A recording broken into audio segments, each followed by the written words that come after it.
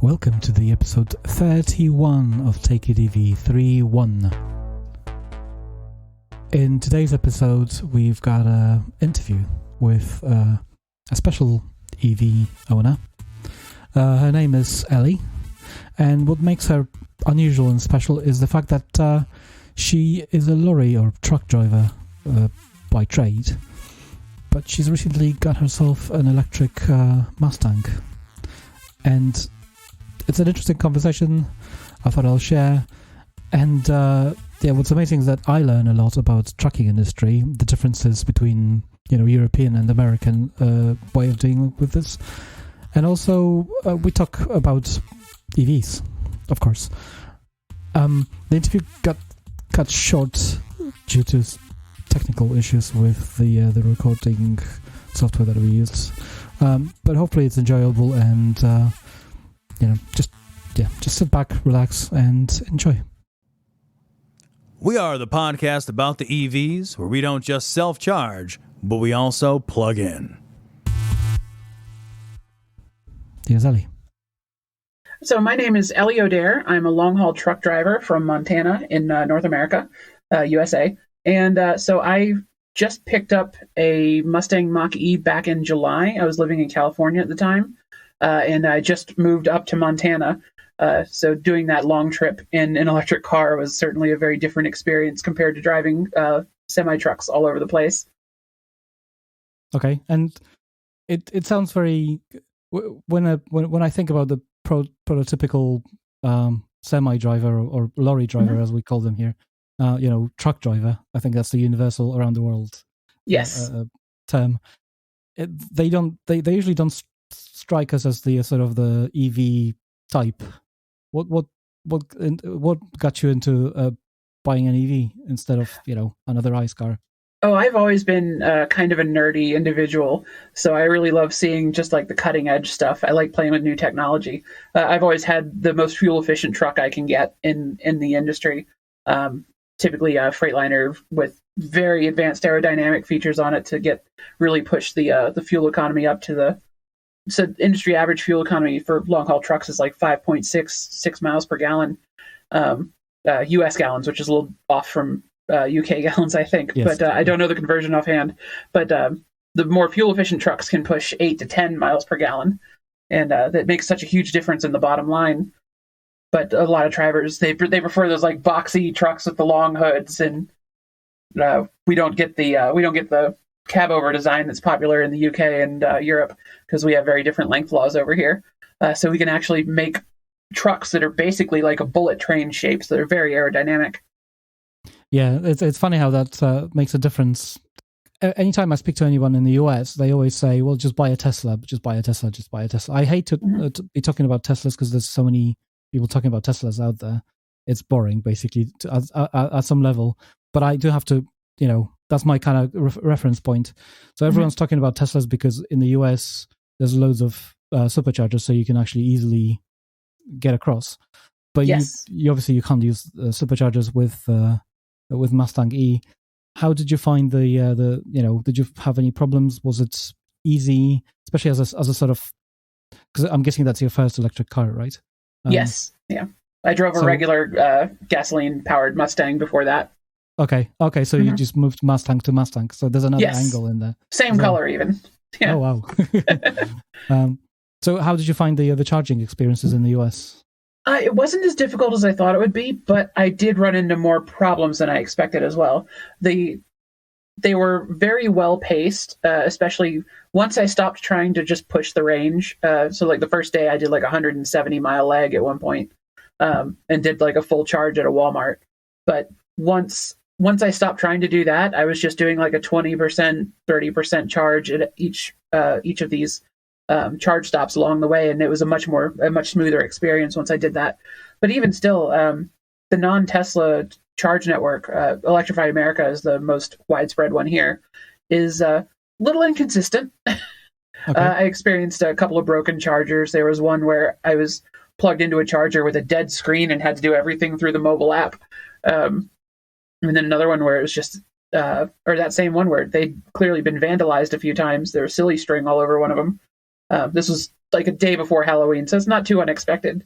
But and even then, when I got to the fast charger here in Missoula for non-Tesla vehicles, is it's only charging at about half of the rate that my car can take, which is just, and no one really knows why. And apparently, it's been like that for a couple months. So you've got the sort of the entry level Mustang-E or the yes, yeah, I've got the Mach-E Select version with the rear wheel drive standard range. What is the battery capacity on it and the sort of expected range? I don't know the battery capacity off the top of my head, but the EPA range is 210 miles per 100% charge. That's not too bad. I mean, in Europe, once you get sort of over 200 mile like real life range on the full tank or full battery, it's usually sufficient for daily use, basically. Oh yeah, absolutely. I typically when I was working down in California, I was able to just drive the car. So before I got home charging set up down there, I was able to just drive the car for a week without having to plug it in anywhere. Just my normal commute, getting groceries and everything, and just not have to worry about it. And then there was a bus stop near where I worked that had chargers where they just charge you $1 an hour to park. And, once a week I'd drop my car off there before work, plug it in, and go to work. Just walk across the street to the warehouse where our trucks were garaged. And by the time I was off work, it would be back at 80 or 90%. Okay. And you'd have to pay a couple of dollars for that, and that's it, right? Yeah, $5 or $6. Yeah, that's a pretty cheap parking, actually. Especially if you get charging included. Yes. That's not too bad. Are you looking forward to trucks being electric as well one day, or? I really am. I've seen electric yard tractors getting more widespread use. So these are trucks that they use at a single warehouse. So they're not road legal, but they just pick up and move trailers from parking into loading docks and back and forth. And I've seen those becoming much more widespread just in the last year. And also, I believe Freightliner is testing a couple of electric models, as well as Kenworth, which are two major truck manufacturers here in the U.S.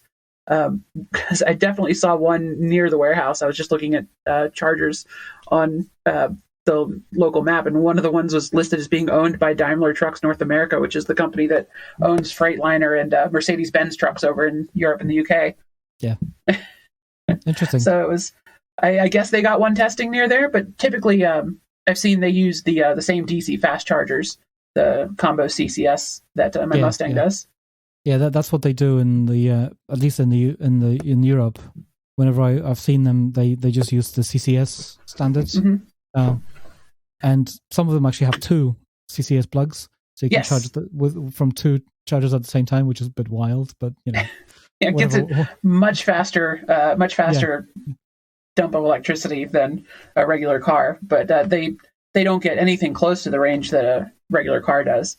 But I think the more promising tech that I've seen for electric semis is I forget if it's the UK or if it's Sweden, but somewhere Scania is testing these electric diesel hybrid trucks that have a pantograph on the top, like an electric train that extends up from the top of the cab and can touch overhead wires on the slow lane of the highway and just run off of power from the grid the whole time. Then you just disconnect from that if you need to pass somebody, and it switches seamlessly over to diesel power. It's really fascinating, and I think offloading the battery weight in exchange for the pantograph, which is relatively light, is huge for just getting much more efficiency out of these trucks. Because that's the big downside with trying to electrify trucks, is they're so much heavier, and you have weight limits for how much cargo you can have. So if the truck is heavier, you can have less stuff in the trailer.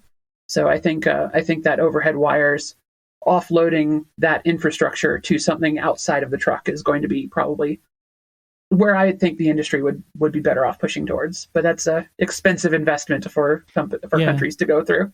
Yeah, I've seen that. I think it's in Sweden. I certainly haven't seen it in the UK on any motorways here. But personally, I think loads of the industry could probably move to use railways rather than roads, because it's a bit crazy to haul something across the whole country on the road when you have the perfectly good railway that's was designed for that in the first place. I don't know the dynamic of that. I don't know the reason why trucks are cheaper than rail. Because I'm sure it's just money, basically, at the end of the day. Yeah, in the U.S., trucking is a little cheaper than rail overall, just because there is that national investment that happened in our freeway network, our interstate highway system.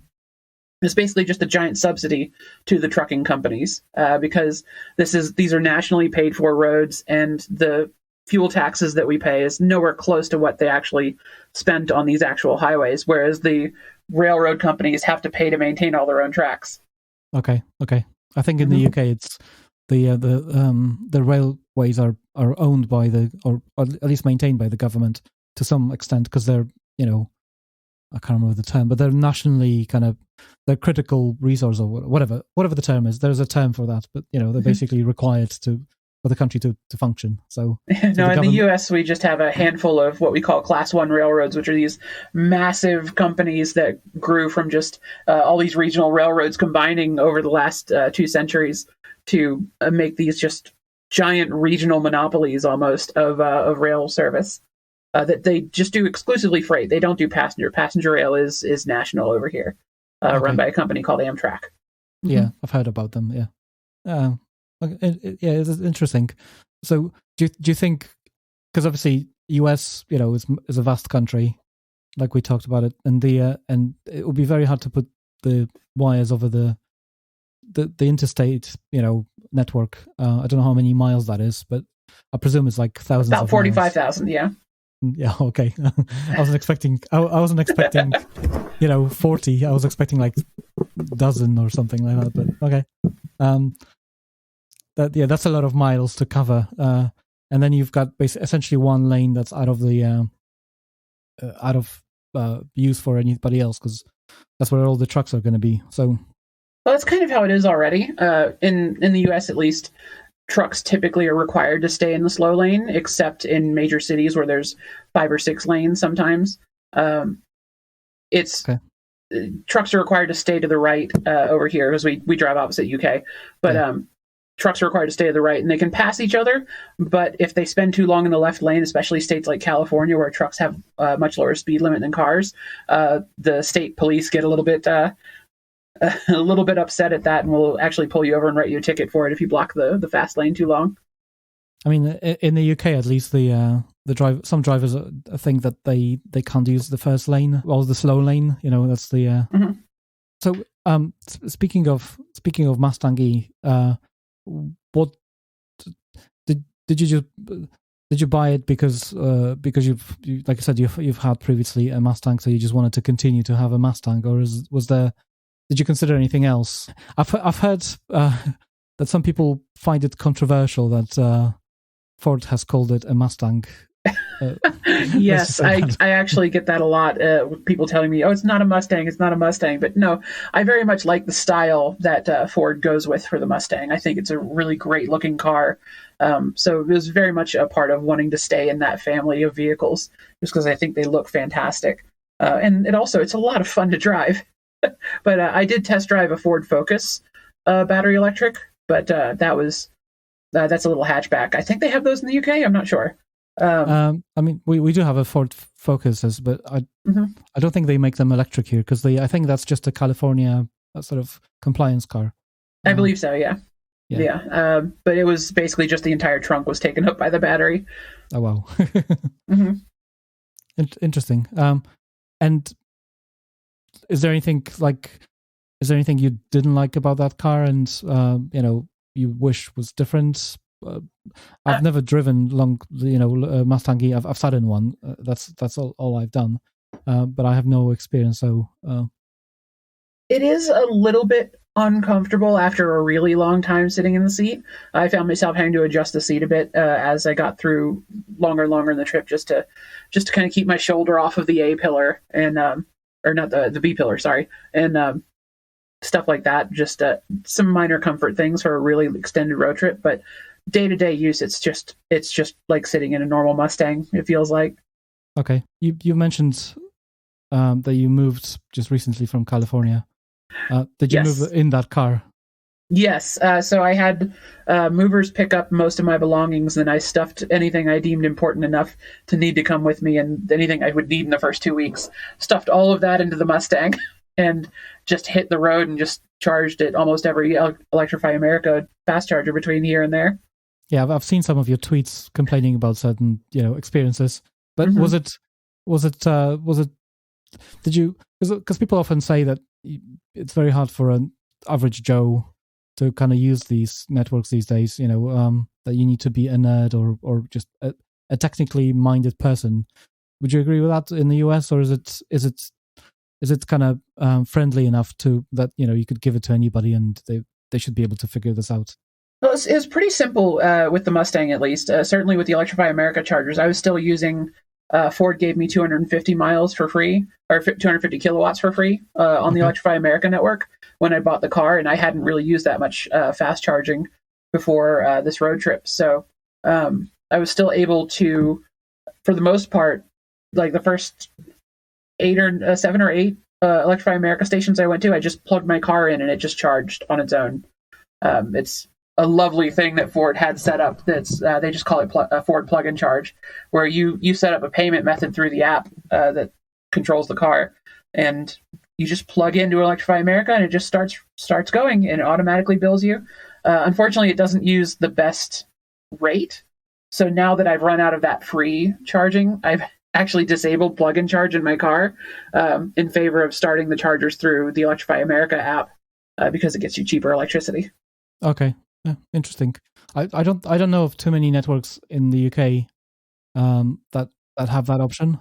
There's quite a few new cars coming out just now that promise to have something like that, but you usually have to pay a subscription of some kind. And I don't know any details because these things have just started. So people who've received those cars, like the Ioniq 5 or Kia EV6, or there is another one that escapes me. There's a couple of them anyway, but they've received like a year or two for free. So obviously, yes, nobody knows what it's going to be like when those 3 years elapse or end.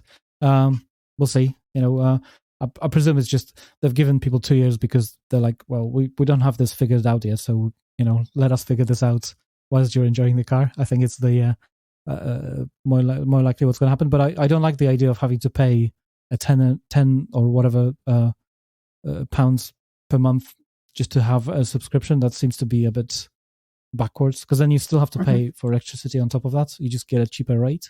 But there's months when nobody's traveling anywhere, so you're just going to charge at home.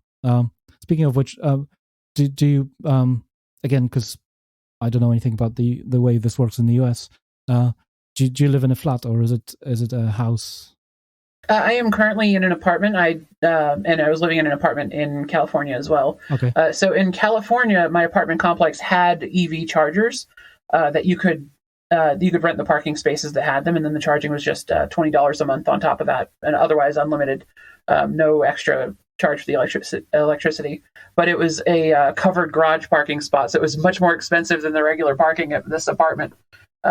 But so I had one of those spaces and just plugged the car in every night and got it up to 100%. But here in Montana, I do not have a charging solution at home. My apartment complex does not have any outdoor power outlets to plug into, and they won't let you run an extension cord across the sidewalk. So I'm just stuck with the local Electrify America charger for now.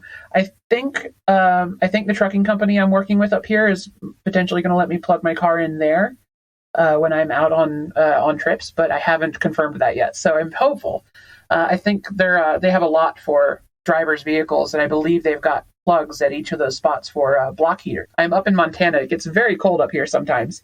So there are surprisingly infrastructure in places where cars are parked for a long period to plug a electric heater in for your car's engine so that your fuel stays liquid when it gets very cold here, and keeps the batteries in good condition and just keeps the engine kind of warm through those coldest periods.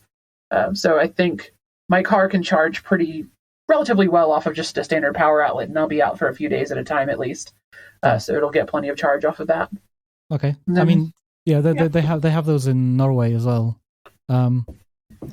Whatever they call it in Norway, but you you basically have the 3-pin plug at every parking space, and it looks a bit weird because you when you're there in the summer, you don't know what it's for, but it's basically to do that, to keep the engine warm. Otherwise, the car is not going to start, like the regular ICE car is not going to start.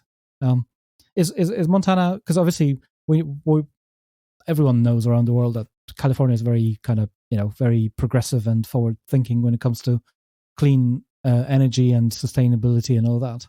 But I don't know about other states in the US. Is Montana pretty good about the electric cars, or what is the sort of? Not really.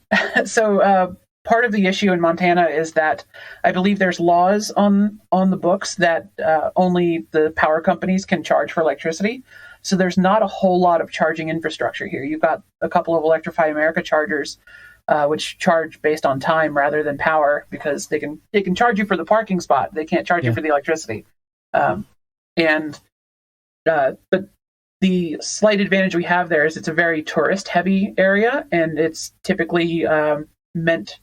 There's a lot of areas that are meant for campers and RVs, large caravans, I think y'all call them. Yes, yeah. In the I UK. think everyone knows what RV is. So. Yes, so it's motorhomes basically, and they've got recreational vehicle, isn't it? Indeed, yeah. And they've got these large plugs that you can plug an electric car into and charge them at basically level 2 speeds. And most American electric cars come with an adapter that'll fit those kinds of plugs. So we've got a lot of campsites up here that are willing to let motorists plug in an electric car to charge, which is kind of neat. Yeah, that's very nice. That's very nice. Mm-hmm. It's just, anytime I speak to anybody who owns an EV, is usually in a, somewhere in, either very urban where they kind of used to it, like New York or whatever, or somewhere in California where it's like, yeah, of course you've got electric charger in your apartment complex or whatever, because it's California. Like, yes, but no, here in Montana, there's very few public electric chargers. There's a couple of dealerships in the city where I live. I'm in Missoula, Montana. There's a few dealerships that have electric chargers, and so far I've gotten the Volkswagen dealership to actually let me plug in and charge for about an hour the other day, just to make sure I had enough juice to do my errands after I stayed at a hotel across the street from them. But now that I'm settled in my apartment, I've just been using the Electrify America charger at Walmart. That sounds like a temporary solution. Mm-hmm. Do you see in the future that the apartments that you live in, will they ever get electric chargers, or do you think that change? Because obviously, I mean, in the UK we see a fairly rapid adoption of EVs. I mean, well, I wouldn't say rapid, but it's steadily climbing. I see more and more EVs every month on the road. I don't know what it's like in the US. It is, it's obviously going to come. Like, it's not going to. It's not. I'm sure they have to kind of think forward about these things. Yeah, we are seeing more and more of them here, but typically it is focused in cities where people can just plug the car in at home and at a regular power outlet in a garage or something. And not a lot of apartments, at least in places like Montana, have really started putting in the infrastructure for charging. But at least in a city like Missoula, like all these dealerships have electric car chargers because they're selling electric cars. So they're actually pretty successful at that. There's a lot of the standalone housing in this city has garages because it is a snowy area. People want to park their vehicle indoors. So there's a lot of built-in readiness for electric cars. Like there's that potential to just plug your car in your garage here. So cities like this can adapt to that a lot quicker than places where it's like driveway parking is the usual standard. So there's quite a few of them here. I've seen a lot of Bolts, a lot of Chevy Bolts here. Yeah, it is quite a popular car apparently. It's never been released to the right-hand drive market, so I've never seen them in the UK. Maybe for the better, because there's a massive recall on them now. So yes, I just got a recall notification about my Mustang as well. Something about the windshield not being attached right. Yeah, but it's terrifying to think about. I mean, yeah, I think all cars get them from time to time, as long as they're not emergency recalls. Mm-hmm. It's okay. When I had Nissan Leaf, my previous electric car, there was about 2 or 3 that I had text messages about, but it always said or next time you're in the car isn't for the service, we're just going to take care of it. So it was Right. like, yeah, there's something there to be fixed, but whatever. Like when you have time, So I've never felt a sense of urgency to do anything about it. So hopefully, from what I've heard, the ones on the Mustang-E are not like emergency ones, but I could be wrong. I don't think so. No, but I do have that one sitting on my app. Just like, you need to schedule this. So because you're working in the trunking, you're working in the trucking industry. Did you when you talk to other drivers, truckers, or whatever you guys call them out there, do you get a lot of people saying, "Oh, those electric cars, they're never going to work"? Do you have any stories to share? Like any? Oh yeah, very very much so. A lot of truck drivers are very skeptical about electric vehicles, especially in terms of electric trucks, just because there are so many parts of the U.S. where there are 500-mile stretches of relatively desolate highway, so you would need pretty dense networks of chargers, and you've got that diesel infrastructure in already for getting these trucks through there, and people just can't. They can't think of that ever getting replaced. There's a lot of inertia there that it's difficult for them to overcome. Plus, there's also a bit of a stereotype that Priuses are some of the worst drivers on American roads. It's the Toyota Prius, which is one of the more popular electric vehicles out here, or hybrid. Many of them are hybrids, but they've also got some battery electric versions. But they're such a common car that 9 times out of 10, when you see someone do something dumb on the road, they're driving a Prius, it feels like. So I think there's a lot of animosity from truck drivers against that specific model of car, which has kind of bled over into electric vehicles as a whole. Yeah. I mean, yeah. I don't know what they're thinking about the diesel stops, because do they think that they were there forever? Like, somebody had to plan them and Right. build them. And it's the same thing with the electricity is very ubiquitous and much easier to distribute than fuel. You could have entire roads broken or frozen or whatever, and the cables are usually going to be still fine. I mean, I'm not trying to diminish the amount of work that goes into laying cables and sort of the infrastructure, because it's quite a complex piece of engineering in itself. But I think it's far simpler than the road. So, to an extent, there's a lot of places in the United States where the power grid is still surprisingly fragile. The state of Texas experienced a pretty nasty winter storm earlier this year that knocked out power for a lot of the state for several days at a time. And something like that, it's really hammers home how diesel is going to be around for a very long time in this country. Yeah, I mean, well, in case of Texas, isn't that like a self-imposed rule that they have not to be plugged into anybody around them? So they kind of basically shot themselves in the foot. That's just my understanding, that they've chose not to be connected to anybody else. So when things went wrong in their own state, if there was a cable across the border, they would have been able to be saved. But to an extent, there's a lot of that where it's there's kind of a tendency for at least in America, for the more left-leaning political parties to just kind of immediately start blaming these more right-leaning states, trying to kind of blame them for their own problems when stuff like this happens. But it's a very independent state, but it is a very large state, and a lot of interstate trucking has to pass through that state, especially west to east trips that happen. If you're ever trying to get from California to Florida, you have to drive through Texas, and you have to drive through Texas for more than a day to get across that state. It's a very large state. Oh, wow. So a problem like that in Texas is a problem for the whole country, in a way that I don't think people outside the U.S. really appreciate. That the U.S. is split into these 50 little miniature countries almost, that all have different rules and different regulations regarding how electricity is distributed. And that's going to make a widespread adoption of electric vehicles kind of difficult here. Okay. Interesting. Do you know anybody who, or you worked with anybody who is actually very much pro-electric trucking as well? Anybody looking forwards to, to just driving an electric vehicle? Oh yeah, as well. The company I was working with in California was we were working on prototype self-driving trucks. And all of the drivers I worked with at that company were very, very much excited about the potential of driving electric vehicles. I got really excited once I saw the Tesla Semi out testing once. I wanted so bad to just get up to it and take a bunch of photographs, but I wasn't allowed. But it was really neat to see that on the road. And, anytime we'd see something like that, we're all sharing. We're all like, oh, look at this thing we saw on the road the other day, and bringing up like dash cam footage or something.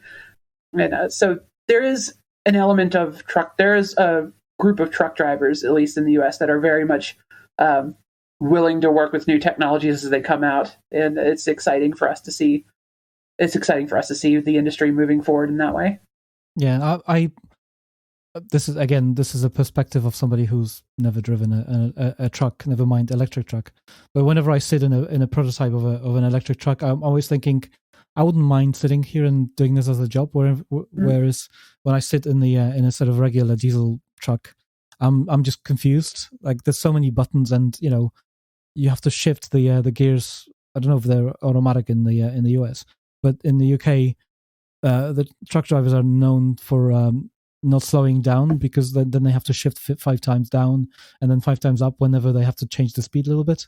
And also, trucking industry is kind of known for the sort of the roughness of the drivers, and I do wonder sometimes whether it's to do with the fact that you're driving this large, noisy, vibrating, and kind of stinking machine all day, and that kind of extends. I don't know. I don't want to sound gross, but it's just basically, you're kind of used to that environment, mm-hmm. and that extends to kind of almost the how you feel in your life. Whereas if you jumped into a car that's clean and basically like a Bentley almost, where you're just cruising quietly, and it has plenty of power as well, I think that would impact the industry massively. And absolutely. And so in the US, automated manual transmissions are becoming much more widespread in the industry. We were using manual transmissions up until almost ubiquitously through the entire industry up until like 5 years ago. And then a lot of larger fleets have switched over in that intervening 5 years to almost entirely automatic transmissions. What they call automatic transmissions, they're automated manuals. So it's like a paddle shifter, so to speak, where it can shift on its own, but you can also switch into a manual mode and shift through the gears on your own. But it's basically the same transmission as a manual truck, but just a little servo, an air-powered servo is doing the shifting for you underneath the floor. But our trucks are also much larger than trucks in Europe, and with that longer wheelbase, the ride is a lot more comfortable for us. So we have trucks that are like driving a Bentley or a Cadillac down the road. So it's a very comfortable experience sometimes for us. And the companies that retain drivers the best are the ones who are buying these really nice trucks. Like our Volvos over here there's basically a whole little apartment in them. I mean, the long haul drivers in Europe also have a bit of like a living space in the back, mm-hmm. so they can chill basically during stops. Let's be honest, it's mostly guys or men driving these cars of certain type, and I think if those cars were nicer to drive, I don't know how to put it, but I think it would attract more women and kind of a bit more diverse workforce. I don't know what your perspective is on it. Mm-hmm. Oh, certainly in the U.S., the company that I work with up here in Montana, Wilson Logistics, they have a higher percentage of women in their company than most other trucking fleets do. I think we're up to like 10 or 12%, whereas like nationally it's like 2%. And a lot of that is just you have to make the company culture such that it's less of a boys' club. And having these nice trucks and good equipment really does help lure people in. And makes it a much more comfortable sort of situation. But it also, there are stereotypes about truck drivers that, like we've been discussing just now, that stereotype persisting keeps women from thinking about this industry as a potential industry to go into. Certainly before I talked to another woman that was in this industry, when I was getting ready to enter it, I didn't even think about it as a potential for myself. Whereas I was playing a video game about trucking just in my free time because I thought it was fun and it was a good way to listen to podcasts. And it's like, I've never actually considered really driving a truck until I met this other person who was doing it. And it's like, oh, maybe I could do that. And I might even be good at it. And turns out I was. But it's not something that's really targeted towards women, even in this country, as a potential career. And that's something that's been changing very slowly over the time that I've been in the industry. But it's still very much a industry that relies on, these young boys that grow up watching Smokey and the Bandit over and over again every weekend are the ones that they want to get into the industry for some reason. Yeah, but do you think having electrified trucks would help? I think potentially to an extent, but in America at least, the electric trucks are going to be so much heavier that they're going to actually have less space for the driver in the vehicle, most likely, than your typical diesel-powered truck, where there's just two large tanks underneath the floor.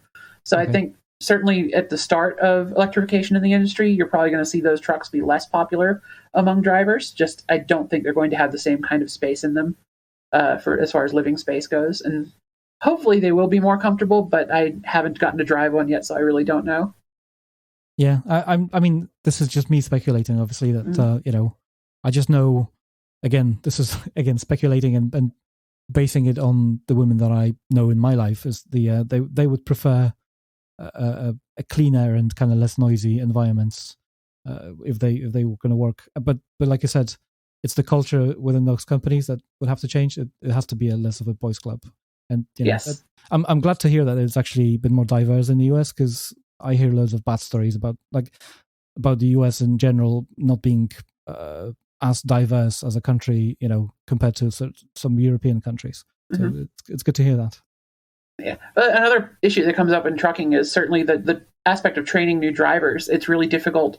Because there are so few women in the industry, there's not a lot of women that train drivers. So as companies get more women, they can hire more women because they have more women to do the training. So it's almost a self-fulfilling prophecy that you get it. Because there are no women, you can't get new women into the industry. So it's a really annoying problem for people to solve. And companies like the one that I worked with, where they've actually managed to get this small base of this small group of women that are actually in the company and have been there long term, that are willing to do training, has been a huge advantage for them.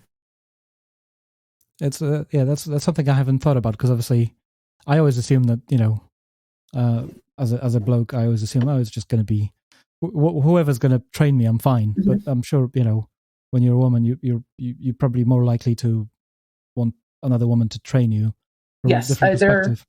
There are large fleets in the U.S. that have had serious legal issues over having co-ed training situations where a male driver was teaching a female student and would take advantage of them.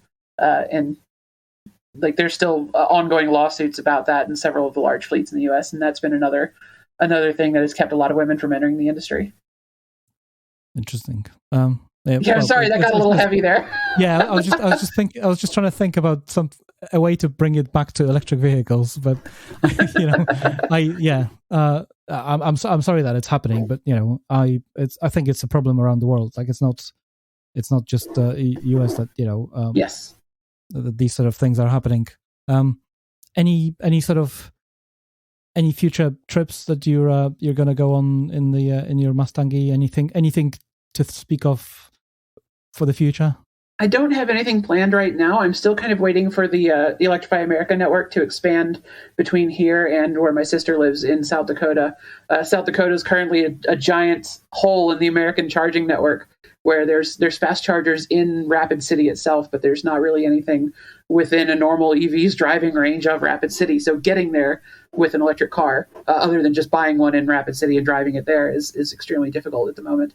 But that charging network is slowly expanding out there, but they're having the same issues they had in Montana, where getting these fast chargers built in these states that have these laws on the books about selling electricity, it's been very difficult for them to get the permits and actually put this infrastructure in place. But Tesla's got several superchargers already in place, and there's been talk in the US about Tesla opening that up to other vehicles. So I'm hopeful that eventually I will be able to continue driving my car east of the city I currently live in And this is suddenly where the recording is cutting off. Sorry about that.